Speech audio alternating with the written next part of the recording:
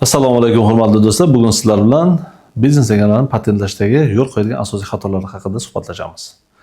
Men Norman Fabrov Amerikolovich, Sfera patent kompaniyasining asoschisiman. O'zim rasman patent vakili sifatida litsenziya asosida faoliyat ko'rsatib kelaman. Bizning kompaniya 4 yildan beri 710 ta tadbirkorlarga tovar belgilarini ro'yxatdan o'tkazishda yordam berib kelgan. Biznes egalarining dastlabki xatosi o'sha ortiqcha, ya'ni xarajatlar to'lovlarni oldini olish yoki xarajatlarni kamaytirish maqsadida biron bir patent vakillari yoki o'sha patentlar markazlari bilan, patent agentliklari bilan hamkorlik qilmasdan, o'zlari hech qanday patent bazalaridan tekshirmasdan tovar nomlarini ro'yxatdan o'tkazish uchun, ya'ni o'zlari hujjat topshirishadi. Bu albatta kelgusida, ya'ni 90% holatda rad qilishga olib keladi.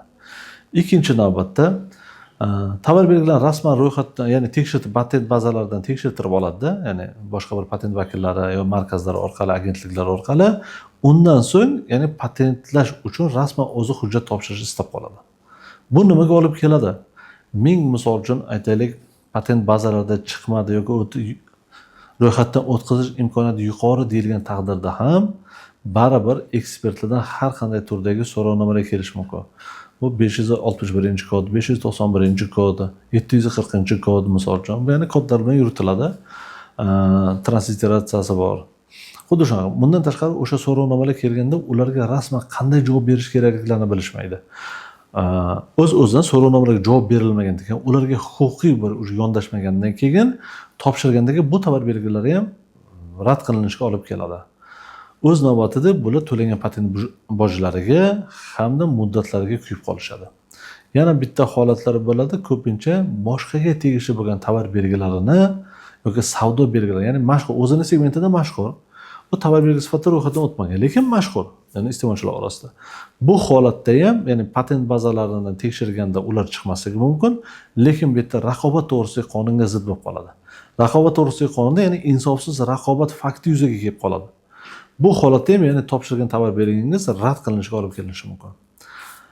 Yana bitta ko'p qo'yiladigan xatolardan biri, o'sha tovar belgilarini o'sha nom tanlaganda bular asosan o'zlari, ya'ni realizatsiya qiladigan, fuqarolik muomalasiga kiritgan tovar belgilari nomlarini yoki bo'lmasam o'zlari ko'rsatadigan xizmatlarni o'zlarining brend nomlari sifatida olinadi. Patent markazlari o'zlarini masalan patent markazi deb, ya'ni rasman brend sifatida ro'yxatdan o'tkaza olmaydi. Nimaga? Chunki ularning xizmatini ifoda qiladi. Stomatologiya o'zinikini misol uchun stomatolog deb ola olmaydi. Ya'ni to'g'ridan-to'g'ri xizmatni ifoda qiladi. Xuddi shunaqa masalan, qanaqadir boshqa tovar sotuvchilari, konstovar sotuvchisi konstovarchi deb ola olmaydi. Qassob deb ola olmaganda, xuddi shunaqa xatoliklar ham ko'pincha yuz beradi. Ya'ni brend nomi tovar belgilarini ro'yxatdan o'tkazishda agar kelgusida mukammal, mashhur, o'ziga xos, boshqalar takrorlamay, boshqalar o'g'irlay olmaydigan, boshqalar foydalana olmaydigan brend nomini qilish niyatingiz bo'lsa, baribir vaqt yutqazasiz, marketing qilasiz, sarmoya kiritasiz. O'shaning uchun bevosita tovaringizni yoki xizmatingizni aks etmaydigan brend nomlarini tanlash kerak bo'ladi. Mana hozir ijtimoiy tarmoqlarda ham kuzatsak bo'ladi, Gumma xonim. Ya'ni har qanday joylarda, har qanday tumanda Gumma xonimlar bor. Bular hammasi har xil brendlarga tegishli. Yoki Chemodan degan do'konlar bor. Sayohat uchun har xil chemodanlar, sumkalar, boshqalar sotadigan. Bular ham hammasi har xil brend egalariga tegishli, biznes egalariga tegishli. Lekin shunaqa bo'lganda, ya'ni bittasi reklama qiladi, qolgani u reklamadan manfaatdor bo'ladi. Ya'ni iste'molchilar to'g'ridan-to'g'ri adash. Bular ham brend qilib yaratib keta olmaydi. Sababi ularga emas, ertaga lyubo kirgan odam shu biznesga aynan o'sha chemodan, Gumma xonimdek qilib ketaveradi. Bunga nisbatan chora ko'ra olmaysiz, bekor. Ya'ni bu sohani tanlab, bunaqa nomni tanlab, marketing uchun pul xarajat qilmaslik kerak deb o'ylayman-da. Ya'ni bu xatolardan ham qochish kerak bo'ladi. Yana ko'pchiligida tovar belgilarini ro'yxatdan o'tkazganda bizlar mana kiritganmiz, amaliyotimizda hattoki shunaqa ro'yxatdan o'tgan tovar belgilari yuzasidan ham o'sha apellyatsiya shikoyatlari kiritganmiz. Bu qaysi holatlar bo'ladi?